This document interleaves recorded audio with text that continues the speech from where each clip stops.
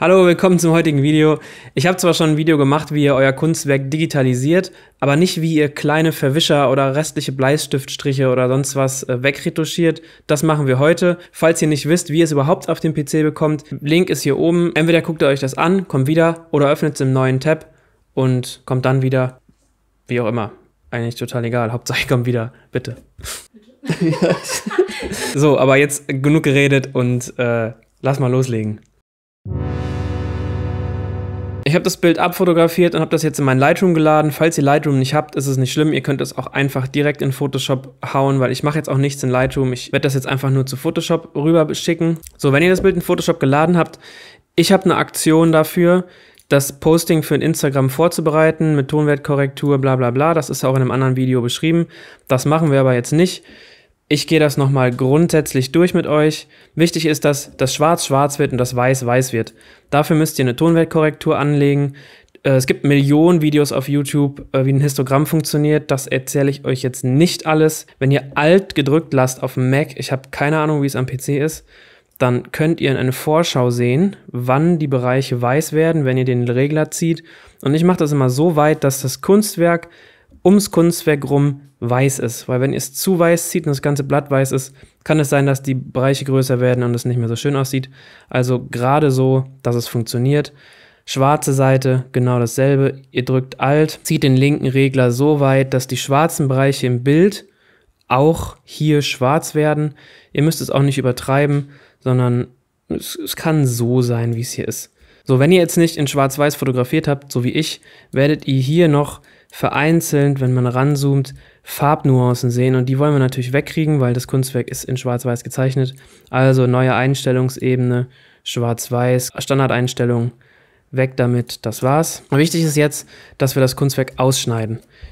Mit L kommt ihr aufs Lasso-Werkzeug, da müsst ihr euch nicht viel Mühe geben, einfach einmal außen rum, in dem Bereich, wo ihr es auf weiß gestellt habt, Command J, bringt ihr das auf eine neue Ebene, dann sieht es so aus. Ihr könnt die untere Ebene, Hintergrundebene entsperren und löschen. Und wenn ihr wollt, dann diesen transparenten Hintergrund nicht wollt, dann macht ihr einfach eine neue Farbfläche. Weiß. So, komm, hier oben. Zack, weiß. Schiebt die unter das Bild. Ihr könnt hier noch Original schreiben, whatever.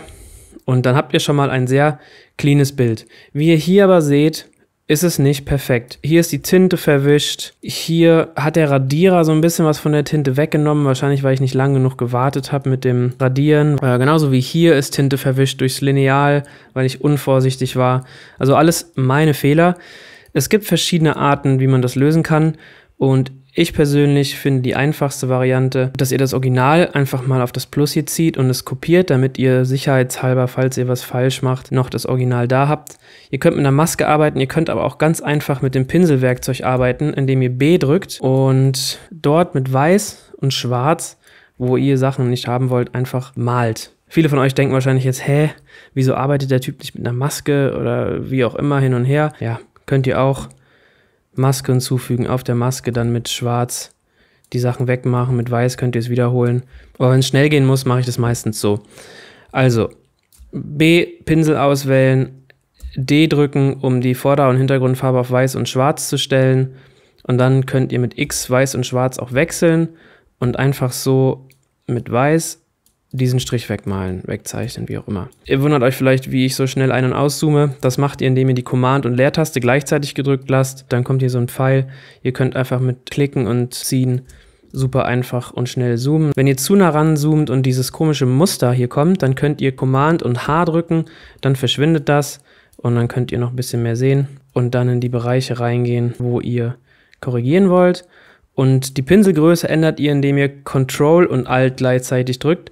Klickt mit der linken Maustaste und dann rechts und links größer, kleiner, oben und unten scharf, unscharf, aber unscharf brauchen wir hier nicht, weil wir eh klare Linien haben. So, und jetzt geht ihr einfach an die ganzen Stellen ran, die verwischt sind, die ihr weghaben wollt. Und ja, wie gesagt, ich mache jetzt einen Zeitraffer und entferne alles, was nicht sein muss. Selbstverständlich kann man ja auch sehr pingelig werden, aber wenn ihr solche Sachen wie hier mit diesen kleinen Planeten habt, diese Sachen braucht ihr nicht wegmachen. Außer ihr wollt es hochauflösend ausdrucken, dann sieht man solche Schatten hier natürlich, aber sonst für ein Instagram-Posting oder ähnliches reicht es, indem man einfach nur die groben Sachen ändert. So wie dieser weiße Strich hier, der nicht so schön aussieht. Und natürlich das Schwarz soll schwarz sein. Und einen schönen Trick gibt es bei Photoshop, und zwar, wenn ihr die Pinselgröße ungefähr auf die Dicke einstellt, wie der Strich auch ist oder wie der Stift ist, dann könnt ihr einmal klicken, und wenn ihr dann die Shift-Taste gedrückt lasst und an einen anderen Punkt klickt, verbindet Photoshop diese beiden Punkte automatisch. Und so könnt ihr ganz einfach gerade Linien nachziehen, so wie ich das jetzt hier mit dem Schwarzen und dem Weißen mache. Und zack, kriegt ihr hier die klare Trennung. Das sind so kleine Tricks, die ich oft benutze. Genauso wie jetzt hier unten diese Linie, seht ihr, ist relativ ausgefranst, um da eine klare Kontur hinzukriegen. Zoome ich jetzt raus, suche das Schwarz aus, klicke hier hinten, lasse Shift gedrückt, klicke auf die andere Seite und zack, haben wir hier eine gerade Linie.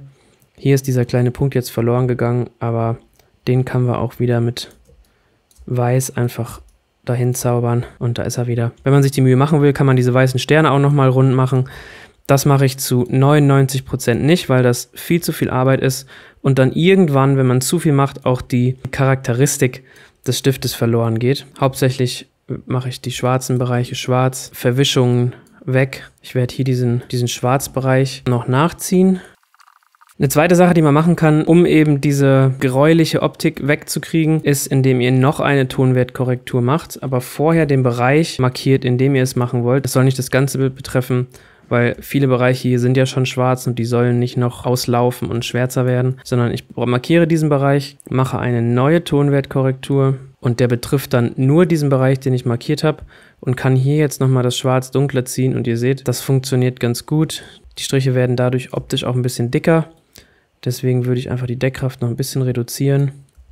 So auf 64, 65, 50%, wie auch immer. Ein zusätzlicher Schritt, den ich immer noch mache, ist, ich habe mir ein schönes Papier, beziehungsweise das Papier, auf dem ich zeichne, fotografiert mit einem Licht von der Seite und habe das Paperback genannt, weil Papierhintergrund. Und diese Datei, die nehme ich mir immer und lege die auf die Zeichnung, packe die ganz nach oben und ihr seht, hier ist so eine kleine Papierstruktur. Und wenn man jetzt den Ebenenmodus auf Multiplizieren setzt, und das heißt, er multipliziert die Pixel und alle dunkleren Pixel, die auf hellere treffen, werden letztendlich zu dunkleren Pixeln. Und deswegen kommt das Kunstwerk, die schwarzen Striche des Kunstwerks, kommen dadurch auf dem Papier raus. Und so sieht es wirklich aus, als ob man das Papier gut mitfotografiert hätte und man das auch auf dem Papier gezeichnet hat, was ich ja tatsächlich habe. Aber durch die Tonwertkorrektur geht diese Struktur eben verloren. Dann muss man das Bild nur noch zurechtschneiden mit der Taste C für Crop. Stellt auf 1:1 für Instagram. Instagram funktioniert auch 4:5. Dann kriegt man ein bisschen horizontaleren Look. Hierfür ist das Hintergrundbild ein bisschen zu klein geraten. Ich mache das größer. Und nochmal, Vorher-Nachher-Vergleich. Vorher, nachher. Kann sich sehen lassen, oder? So, das war's schon von dieser heutigen Episode. Wenn euch gefallen hat, lasst ein Like da, denn das hilft mir in meinen Videos auch von anderen Leuten gesehen zu werden. Und ja, das war's.